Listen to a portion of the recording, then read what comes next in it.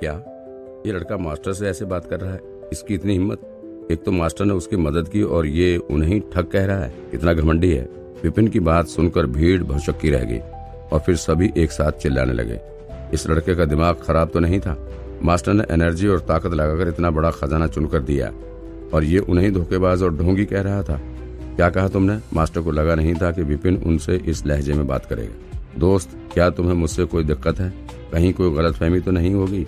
गलतफहमी? तुम्हें अच्छे से पता है कि मैं किस बारे में बात कर रहा हूँ। अगर तुम्हें किसी और को धोखा देना है तो जाओ दो, उससे मुझे कोई लेना देना नहीं है। मैं तुम्हारे किसी काम में टांग नहीं अड़ाऊंगा।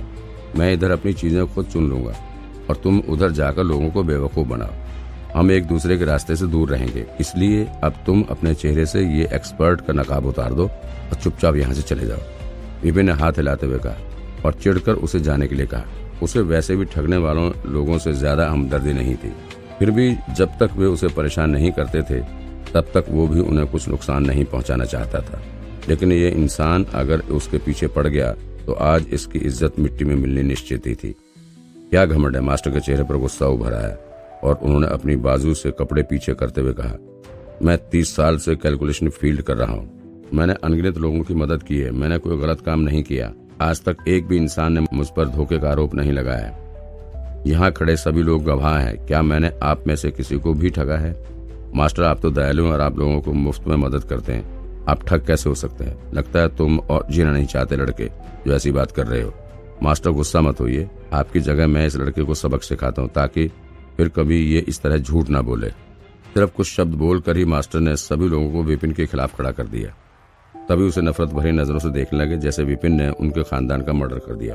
तुम्हें कैलकुलेशन करने की काबिलियत 30 साल पहले मिली थी। तुम्हारा मन साफ है। मास्टर की बातें सुनकर विपिन निस्तब्ध था। तुम तो सिर्फ एक कैलकुलेशन करने वाले के स्टूडेंट थे, तो तुम्हें तो एक्सपर्ट जैसा दिखने के लिए बड़ी मेहनत करनी पड़ती होगी। तुम तो मेरे अंदाजे से भी ज्यादा बेशर्म निकले। इसमें कोई हैरानी नहीं कि पड़ोसी देश से तुम्हें निकाल दिया गया। ना सिर्फ तुम बेशर्म हो बल्कि तुम हर हालात में खुद को बचा सकते हो। ऐसे इंसान से तो दूर रहने में ही भलाई है। अगर विपिन के पास लाइब्रेरी ना होती तो शायद वो खुद भी उसकी बातों में आ जाता और अपनी ही काबिलियत पर शक करने लगता। लेकिन क्योंकि उसके पास लाइब्रेरी थी इसलिए उसे पूरा विश्वास था कि ये मास्टर ठगी ही है। सभी शांत हो जाएं। लोगों को गुस्सा करते देख मास्टर ने हाथ हिलाकर सबको शांत करने की कोशिश की। वो जानता था कि लोग उसके साथ थे, इसलिए आगे बोला, मैं दयालु हूँ, इसलिए अगर तुम अपनी कही बातों के लिए मुझसे माफी मांगोगे तो मैं तुम्हें माफ कर दूंगा और इस बात को यहीं खत्म कर दूंगा। नहीं तो तुम्हें अच्छे से पता है कि तुम किस सजा के हकदार होंगे। मुझ पर झूठा आरोप लगाकर कोई बच नहीं सकता। सजा? विपिन ने सिर हिलाकर कहा, यह पता करना कहाँ मुश्किल है कि कौन झूठा है। अभी पता लग जाएगा कि तुम ठग हो या नहीं। और मैं झूठ बोल रहा हूँ या सच? सिर्फ चीज को साफ करने की ही देर तो है। हमें तुरंत नतीजे मिल जाएंगे। इतनी बकवास करने की क्या जरूरत है? साफ करके? मास्टर को पता था कि विपिन ऐसा ही कुछ बोलेगा, इसलिए उसने भी जवाब दिया, मैंने पहले ही कह दिया था कि मैं आज रात ही राजधानी छोड़कर जाना चाहता हूँ। मैंने जो भी चीजें चुनकर दी थी उन्हें साफ करने में कम से कम 1 दिन तो लग ही जाएंगे। मुझे और भी जरूरी काम करना है, इसलिए मैं यहाँ नहीं रुक सकता। अब मेरी बात सुनकर तुम ये कहोगे कि मैं सच सामने आने से पहले ही यहाँ से भाग जाना चाहता हूँ, है ना? अब मास्टर अकड़ कर बोला, मैं मास्टर अमित एक सच्ची जिंदगी जीता हूँ। मुझे तुम्हारे झूठे आरोपों से डरने की कोई जरूरत नहीं है। मैंने तुम्हें एक ही सही चीज चुनकर दी, लेकिन तुमने मुझ पर ही झूठा आरोप लगा दिया। तुम्हारे पास अपनी बात साबित करने का कोई तरीका नहीं है। क्या तुम्हें एक मास्टर मूल्यांकनकर्ता पर झूठा आरोप लगाने की सजा पता है? उसकी बात सुनकर विपिन समझ गया कि उसने इंसान की अक्लमंदी को कम आंका था। वो बेशर्म और बहुत ही चालाक था। कोई भी चालाक ठग हालात बिगड़ने के बाद बचने का कोई न कोई रास्ता जरूर रखता था। उसने भी सबको पहले ही कह रखा था कि वो आज रात शहर छोड़कर चला जाएगा। इससे पहले कि विपिन उस पर कोई वार करता, उसने अपना बचने का रास्ता पहले ही बना लिया। अगर अब विपिन उसे चीजें साफ होने तक रुकने को भी कहेगा तो भी कोई विपिन की बातों का विश्वास नहीं करेगा। और तो और विपिन के पास कोई सबूत भी नहीं था जो मास्टर को ठग साबित कर दे। लाइब्रेरी का राज सबके सामने आना नहीं चाहिए, और अगर आ भी गया तो कोई भी उस पर विश्वास नहीं करेगा। लड़के, जमीन पर झुको और माफी मांगो। तुम्हारी हिम्मत कैसे हुई मास्टर को ठग कहने की? मैं अभी तुम्हें मार डालूंगा। ये जंगली इंसान आया कहाँ से जो मास्टर पर कीचड़ उछाल रहा है? मास्टर का ढोंग देखकर लोग उस पर आंखें बंद कर विश्वास कर रहे थे और विपिन को गालियां दे जा रहे थे। वे लोग बहुत ही गुस्से में आ गए थे। जिन्हें ठगा गया था वे भी मास्टर को दोष देने की बजाय अपनी बुरी किस्मत को दोष दे रहे थे। सबको मास्टर ने मोहित कर रखा था और वे सब सपने में खो गए थे। अगर कोई भी उन्हें असलियत बताने की कोशिश करता तो वे उस पर ही गुस्सा होने लगते। उनके मत में तो मास्टर एक सज्जन थे, तो वे किसी को कैसे ठग सकते थे? ये किस तरह का मजाक है? भीड़ में से एक आवाज आई, अगर ये लड़का मास्टर को ठग कह रहा है तो इसे तो कैलकुलेशन करना आता ही होगा। अगर तुम इतने ही काबिल हो तो तुम खुद ही एक चीज क्यों नहीं चुन लेते? अगर वो चीज बेकार निकली तो तुम ये नाटक करना बंद करोगे और चुपचाप यहाँ से चले जाओगे। बिल्कुल, अगर तुम मुझे धोखेबाज कह रहे हो और मेरी चुनी चीज लेने से मना कर रहे हो तो तुम्हें तो कैलकुलेशन का अच्छा ज्ञान होगा। फिर मास्टर ने सिर हिलाते हुए कहा और फिर आगे बोलने लगे, एक काम करते हैं, मैं तुम्हें एक मौका देता हूँ। हम दोनों एक छोटी सी चीज चुनेंगे और फिर उसे जल्दी से साफ करवाएंगे। अगर तुम्हें उस चीज से फायदा हुआ तो मैं तुम्हारी कैलकुलेशन की काबिलियत को मान लूंगा और ये मुद्दा यहीं खत्म हो जाएगा। लेकिन अगर वो चीज बेकार निकली तो तुम्हें मेरी चुनी हुई चीज लेनी पड़ेगी और फिर अपने घुटनों पर बैठकर मुझसे माफी भी मांगनी पड़ेगी। तुम मेरे साथ कैलकुलेशन का मुकाबला करना चाहते हो? 1 मिनट पहले ही तो विपिन उसके ढोंग का सबूत ढूंढ रहा था और अब मास्टर की ये बातें सुनकर उसे खुद ही रास्ता मिल गया। उसे तो वही हंसी आ रही थी। इस इंसान के दिमाग में कोई तो स्क्रू ढीला होगा, तभी खुद ही बलि देने का आ गया।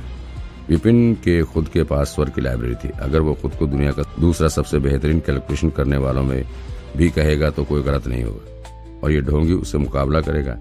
उसने अपना सिर दीवार में तो नहीं मार लिया था आज। हालांकि सोचा जाए तो सामने वाले की इन हरकतों का कारण तो समझ में आता था। उसकी नजर में विपिन कोई 18-19 साल का लड़का ही तो था, तो उसे कैलकुलेशन के बारे में भला क्या पता हो सकता होगा।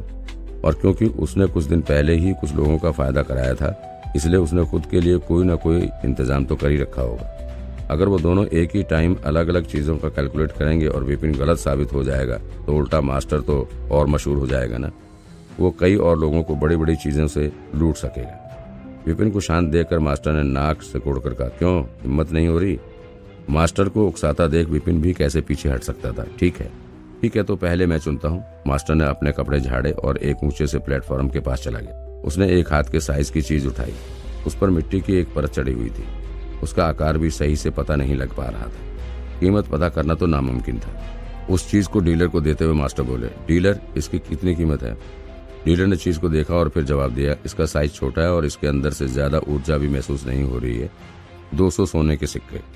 ठीक है, कोई इसे साफ करने में मेरी मदद करो। मास्टर ने पैसे डीलर को दिए और फिर शांति से कहा, जी। डीलर ने चीज उठाई और उसे वापस हॉल में भिजवा दिया। कुछ समय बाद ही एक आदमी एक सोने का मेंढक लेकर बाहर आया। उसने मास्टर को देते हुए कहा, मास्टर बधाई हो। ये एक सोने के मेंढक की उतरी हुई खाल है। ये सोने का मेंढक क्या होता है? सोने का मेंढक लेवल 6 का एक जंगली जानवर था। उसके पूरे शरीर में से सबसे कीमती उसकी खाल ही होती थी। वो अपनी पूरी जिंदगी में सिर्फ एक बार खाल बदलता है। इसका इस्तेमाल तो महंगी दवाई में होता है और ये बहुत ही कीमती होती है। मास्टर से सबको यही आशा थी। इतनी सारी चीजों में से ऐसा खजाना तो सिर्फ वही ढूंढ सकते थे। उनका टैलेंट तो कमाल का है। ये सुनकर कि मास्टर ने सोने के मेंढक की खाल चुनी थी, पूरा हॉल शोर से भर गया। मास्टर ने सिर ऊंचा करके कहा, बहुत लोगों को इस चीज के बारे में नहीं पता है, इसलिए तुम साफ साफ इसकी असली कीमत बताओ। सभी को इस चीज की कीमत पता लग जाएगी। डीलर ने उत्साह से कहा, यह चीज 2000 रुपए की है। 2000 रुपए? 200 से खरीदी गई ये चीज 1 मिनट में 2000 की बन गई। 10 गुना ज्यादा फायदा। लाजवाब है मास्टर। मास्टर से यही उम्मीद थी। अगर इतनी छोटी सी चीज से इतना फायदा हुआ है तो मास्टर ने तो पहले मुझे इससे कहीं बड़ी चीज चुनकर दी थी, उससे कितना फायदा होगा। ये नजारा देखकर भीड़ में और उत्साह आ गया। मास्टर कोई नाटक नहीं कर रहे थे। उनकी हर हरकत से उसके एक्सपर्ट होने का पता चलता था। ठीक है, अब तुम्हारी बारी। मास्टर ने विपिन को घूरते हुए कहा। विपिन ने हाँ में सिर हिला दिया। मैं? उस धोखेबाज को पहचानने के बाद विपिन को पता था कि उसके पास कोई ना कोई बच निकलने का रास्ता जरूर होगा, लेकिन उसे ये नहीं पता था कि वो इतना अच्छा और कारगर होगा। अब विपिन को कोई ऐसी चीज चुननी पड़ेगी जो कम से कम उतनी ही कीमती हो। क्या मैं पहले चीज चुनकर उसका दाम उसके साफ होने के बाद दे सकता हूँ? विपिन एक कदम आगे तो बढ़ा, लेकिन फिर उसने डीलर की ओर देखा और उसे कुछ याद आ गया। नहीं, बिल्कुल नहीं। तो मैं सफाई से पहले ही उसकी कीमत चुकानी होगी, यही नियम है। नहीं तो अगर वो चीज बेकार निकली तो तुम उसके पैसे देने से मना कर दोगे, या फिर अगर वो बेहद ही कीमती निकली तो शायद हम ही उसे ना बेचे। ऐसी स्थिति को सुलझाना नामुमकिन हो जाएगा। डीलर ने उसे गुस्से से कहा। ऐसी मुश्किल ना खड़ी हो जाए, इसलिए ही खरीदार को चीज के दाम पहले ही देने होते। ये बिल्कुल कॉन्ट्रैक्ट साइन करने जैसा ही था। एक बार साइन कर दिया तो वापस पीछे नहीं हट सकते। ठीक है। फिर नियम पता चलने के बाद विपिन ने भी सिर हिलाया, फिर मुड़कर चीजों को देखने लगा। उसे शर्म आ रही थी, लेकिन हिम्मत करके उसने कहा, मुझे वो चीजें दिखाओ जो 8 रुपए से कम की हैं। उनमें से एक चीज चुनूंगा।